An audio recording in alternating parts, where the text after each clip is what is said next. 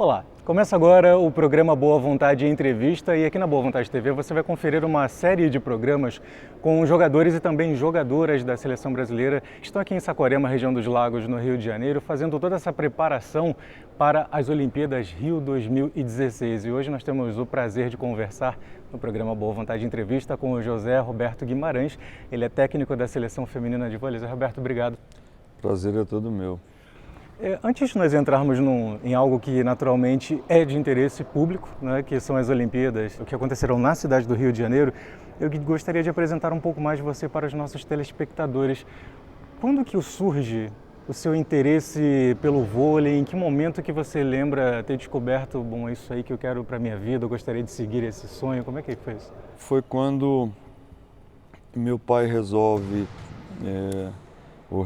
mudar para Santo André, quando eu tinha 12 anos. E lá eu fui estudar num colégio de periferia. E aonde eu tinha um professor de educação física, o Valdemir Romani, que veio a ser, em 72, técnico da seleção brasileira de vôlei na Olimpíada de Munique, mas ele era meu professor de educação física. E não era técnico do time da cidade, que era o Rand na época. Isso eu estou falando de 1967. E quando eu fui levado por um amigo que me viu tocando na bola, nesses momentos de brincadeira com os amigos, e também o outro lado é que eu comecei a namorar uma garota que pertencia à seleção do colégio. E comecei a frequentar os treinos dela, esperá-la para levar para casa.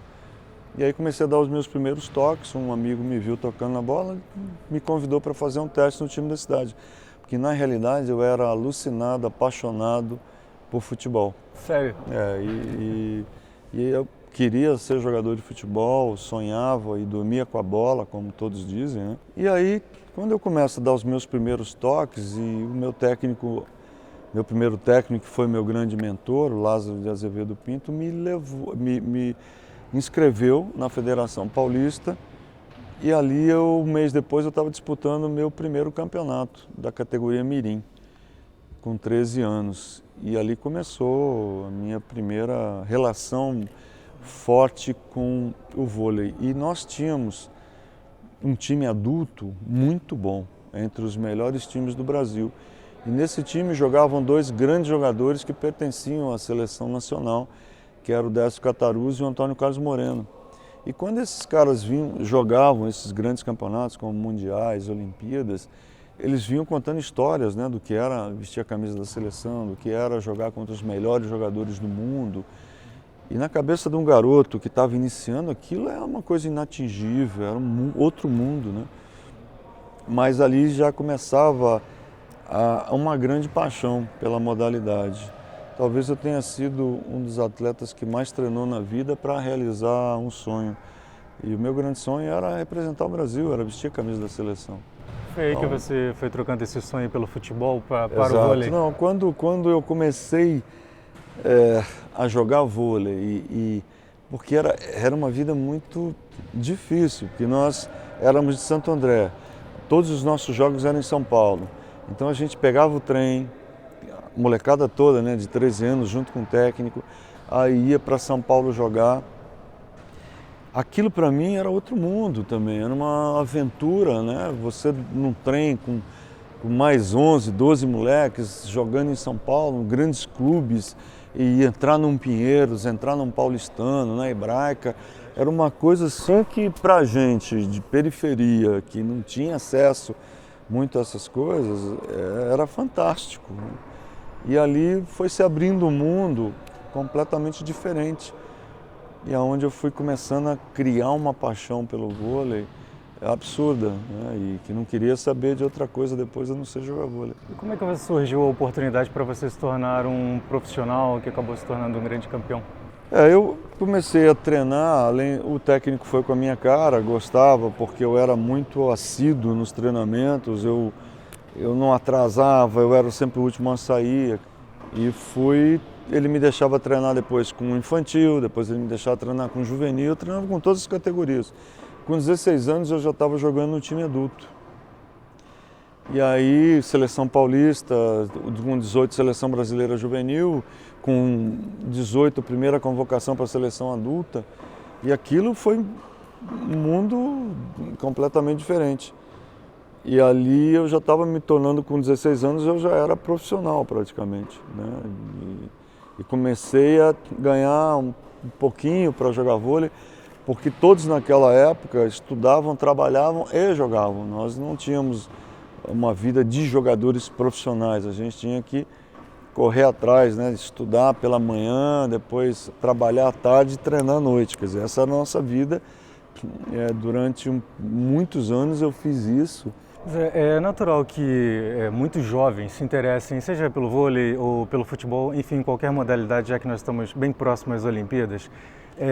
Eu queria que você falasse, dentro dessa sua experiência que você está compartilhando conosco, de um aspecto que acontece na vida de alguém que está perseguindo um sonho, como você falava que você trabalhou muito. Como é que foi conciliar a sua vida pessoal com o treinamento, depois com o trabalho? Porque a vida pessoal acaba ficando um pouco sacrificada. Como é que é a sua cabeça do jovem? Não tinha vida pessoal.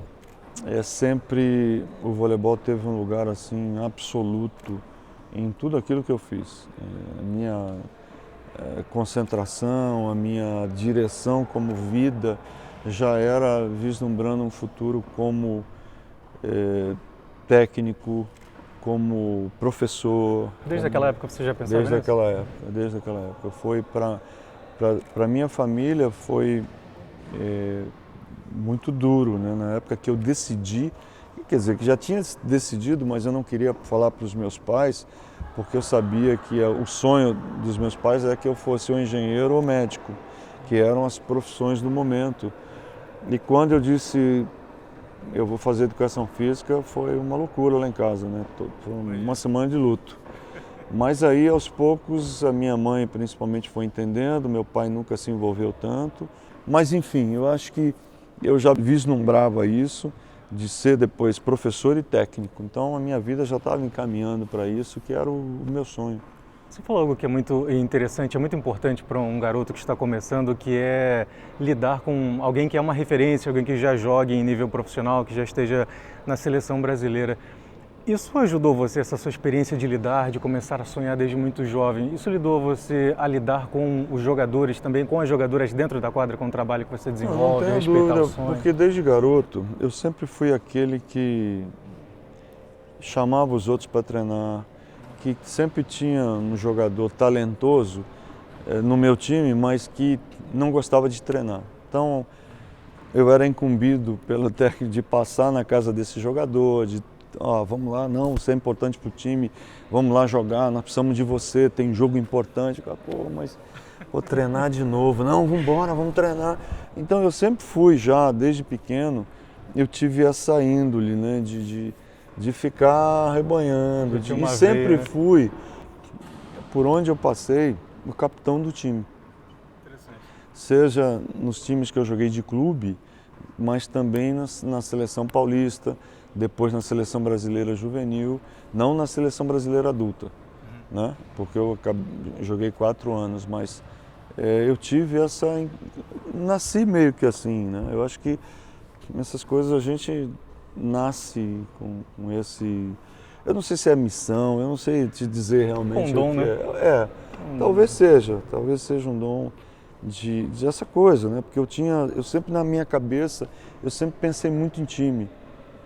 Então eu disse assim, mas como o cara tem talento, como é que ele pode não querer treinar, como é que ele está com preguiça de treinar? Aí vamos lá, vamos embora, vamos. Era assim, era muito sacrifício, entendeu? Então, mas esse sacrifício que foi feito, eu acho que valeu a pena. E outros dias escutei um desses jogadores assim, você me levou durante muitos anos, talvez se não fosse por você eu não teria virado um grande jogador, porque ele não gostava muito de treinar, então eu ficava cutucando e trazendo. Viu? Você tem uma experiência, um técnico tricampeão olímpico. Isso já traz uma bagagem muito grande, inclusive um campeonato foi com a seleção masculina e 2 campeonatos com a seleção feminina. Como é que está a sua expectativa para essa Olimpíada jogando dentro de casa? Porque jogou fora de casa, tem apoio da torcida, eu lembro muito bem os jogos em Londres, tinha torcida brasileira, mesmo algumas vezes em pouco número, mas fazendo um barulho muito grande, mas aqui dentro de casa, como é que fica isso para você? É uma preocupação constante. Sempre, quando a gente fala de Olimpíada ou de grandes campeonatos, sempre é uma preocupação constante com resultados.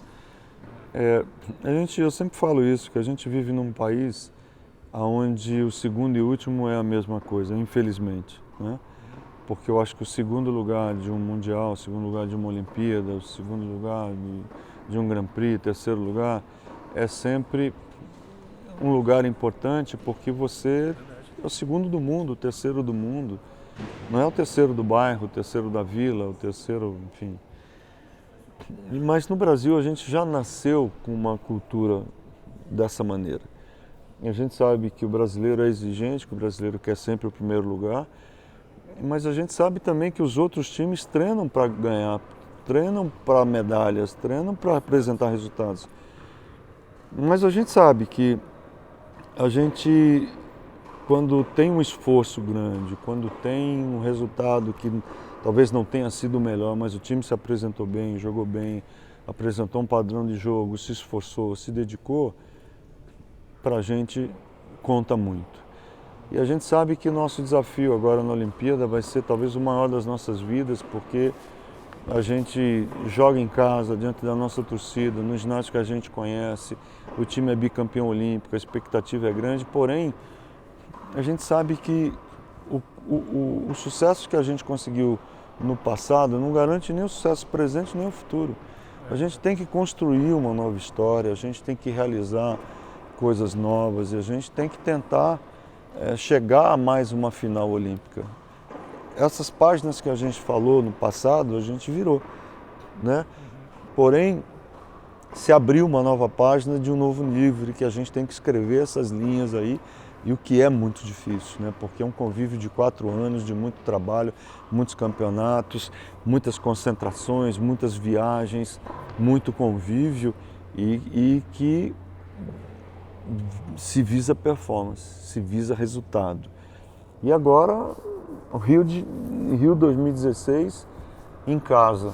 Então, o que eu acho é que o time está se preparando bem. O que eu tenho a dizer a todo mundo é que elas estão muito concentradas, o foco é muito grande. Esse ano foi o ano que elas chegaram em melhores condições físicas dos anos anteriores. Então, isso também é um alento. A gente já pôde pular algumas etapas. E o que elas estão apresentando está satisfazendo toda a comissão técnica, acho que também a elas. E é lógico que os parâmetros eles vão começar a surgir quando a gente começar a confrontar ou a se confrontar com as outras seleções. Quando a gente começar a jogar os amistosos que estão programados para o final do mês de maio, quando a gente começar a jogar o Grand Prix, que a gente vai encontrar as melhores seleções do mundo, aí você vai ver a Sérvia como está. Verdade. Você vai ver os Estados Unidos jogando contra outras seleções, a Rússia. Então, aí os ajustes começam a acontecer, né? Mas a preparação tá, eu acredito que num patamar muito legal. Zé, jogar dentro de casa traz 2 aspectos. Por um lado, é o fator pressão, como você falava, né? No Brasil tem aquela coisa, primeiro lugar, ótimo, segundo já é como se fosse o último, não é muito Exato. Considerado. E por um outro lado, tem um aspecto que você sabe que é bem importante. Eu lembro que numa entrevista em 2012 você falava que a torcida brasileira empurrou muito, ajudou muito, até no jogo contra a Rússia e também contra os Estados Unidos. Eu queria que você falasse sobre esses 2 aspectos. Como é que está isso? Como é que você está trabalhando isso na cabeça das meninas? A gente sabe que a torcida brasileira, ela reconhece muito quando existe trabalho, quando existe dedicação e quando vê que o time está correndo, está se esforçando, está se dedicando e que não tem bola perdida, que vai atrás, enfim. Esse é o espírito que a gente tem que ter, né? Os adversários querem chegar no nosso país e ganhar essa medalha de ouro e a gente sabe disso. Os Estados Unidos, nas últimas competições, perdeu essas medalhas exatamente nas finais para a gente. Verdade. E agora o trabalho deles é um dos times que nós precisamos bater o Brasil. E a gente vai ter esse time vindo para cá, jogando na nossa casa, diante da nossa torcida, que é um fator extremamente importante, haja vista o que aconteceu em Londres, quando o time começou a realmente jogar como time, no jogo contra a China, que ganhamos de 3-2, depois a Sérvia de 3-0, e contra a Rússia, com aquela coisa do campeão voltou, nós fomos juntos, o time foi cada vez criando mais força, cada vez criando mais corpo, se avolumando, e os adversários sentindo que o time tinha voltado, aquela pressão, depois do Japão 3-0, os Estados Unidos, apesar de nós sairmos perdendo de 25-11 no primeiro set, a gente não tinha perdido a esperança, e a torcida ajudando do lado de fora, empurrando o time, e o time começando a enxergar o outro lado, e a gente conseguiu virar o jogo. Então eu acho que essa torcida, ela já ajudou ao time brasileiro a virar vários jogos. E a gente sabe que, apesar da pressão que vai ser, a gente também tem esse fator que a torcida sempre ajudou a virar os jogos. Eu lembro que no jogo contra a Rússia, que o Brasil estava disputando para entrar na semifinal, naquele jogo, né? A Rússia teve 6 oportunidades no tie-break de fechar. Isso. E nós conseguimos ir lá, viramos e conseguimos os 2 pontos de vantagem. Como é que você lida com esse tipo de... O que você fala naquele intervalo para as jogadoras? Olha, qual discurso que você usa ali? Eu acho que ali não é um detalhe...